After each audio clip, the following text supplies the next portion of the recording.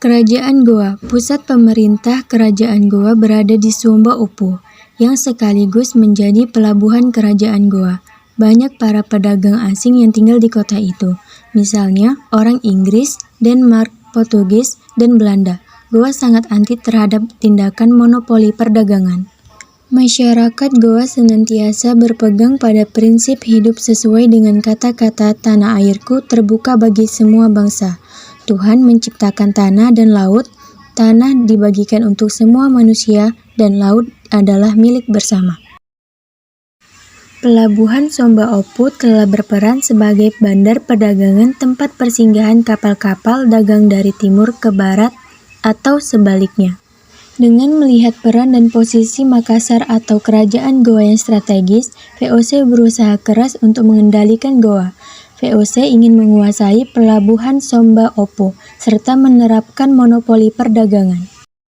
Upaya VOC untuk melemahkan posisi Goa. Contoh, pada tahun 1634, VOC melakukan blokade terhadap pelabuhan Sumba Opu, tetapi gagal karena perahu Makassar yang kecil lebih lincah dan mudah bergerak di antara pulau-pulau. Berikutnya perahu-perahu tradisional. Bahkan dengan menggunakan perahu-perahu tradisional seperti pada Wakang, Palari, Sopeh, dan yang sudah begitu terkenal perahu pinisi, mereka sudah biasa mengarungi perairan Nusantara. Raja Goa. Sultan Hasanuddin menentang ambisi VOC yang ingin memaksakan monopoli di Goa. Beberapa sekutu Goa mulai dikoordinasikan. Semua dipersiapkan untuk melawan kesewenang-wenangan VOC. VOC mempersiapkan diri untuk mendudukan Goa, dan politik divide et impera mulai dilancarkan. Misalnya VOC menjalin hubungan dengan seseorang pangeran Bugis dari Buni bernama Arupalaka.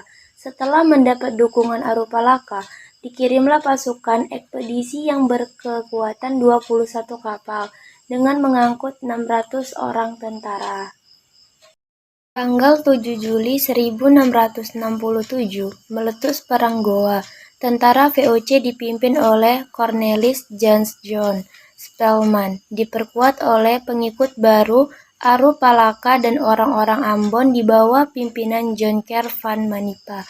Dengan pasukan gabungan disertai peralatan senjata yang lebih lengkap, VOC pun berhasil mendesah pasukan Sultan Hasanuddin. Banteng pertahanan tentara Goa di Barombang dapat diduduki oleh pasukan Arupalaka.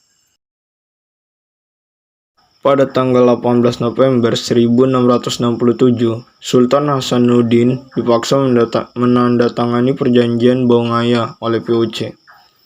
Isi perjanjian tersebut adalah sebagai berikut. Isi perjanjian Bongaya. 1. Goa harus mengakui monopoli VOC. 2. Semua orang barat kecuali Belanda harus meninggalkan wilayah Goa. 3. Goa harus membayar biaya perang. Pada tahun 1668, Sultan mencoba menggerakkan kekuatan rakyat untuk kembali melawan kewenangan VOC. Namun perlawanan itu segera dapat dipadamkan oleh VOC. Bahkan benteng pertahanan rakyat Goa jatuh dan dikuasai oleh VOC. Benteng itu kemudian diberi nama Benteng Rotterdam oleh Spelman. Dengan ditandatanganinya perjanjian Bongaya justru melahirkan diaspora perdagangan bagi orang-orang Bugis atau Makassar, yang artinya VOC gagal dalam mengendalikan perdagangan yang dilakukan oleh orang-orang Bugis atau Makassar. Kegagalan VOC mengendalikan perairan Indonesia Timur oleh orang Bugis Makassar menuruti Howard Sutherland dikarenakan 1. Ketidakmungkinan membatasi perdagangan yang didukung dengan motif mencari untung dipadu dengan kondisi geografis yang sulit terpantau sehingga mudah untuk melakukan penyeludupan dagang. 2. VOC memiliki kelemahan dalam pemasaran karena mengejar keuntungan yang tinggi. 3. Keterlibatan VOC dalam pembelian produk lokal sangat kecil.